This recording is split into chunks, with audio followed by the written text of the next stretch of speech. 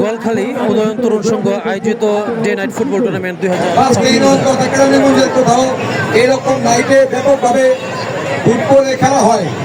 এই খেলায় বিভিন্ন দূর থেকে বিভিন্ন থানা থেকে প্লেয়ার এসে খেলে।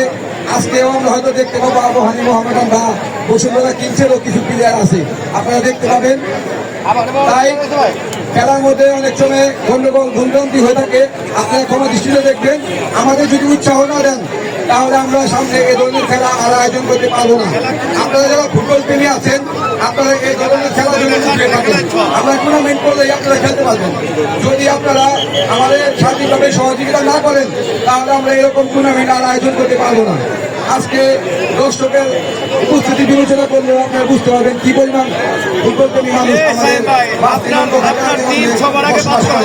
তাই আমরা চাই ফুটবলকে নিয়ে এখান থেকে জাতীয় দলের প্লেয়ার উঠে আসে এবং এই মাধ্যমে আমাদের টুর্নামেন্ট ভবিষ্যৎ যেন আরো ভালো হয় এই কামনা করছি। এবং আপনাদের কাছে একটু সময় চেয়ে দেখছি খেলাটা শুরু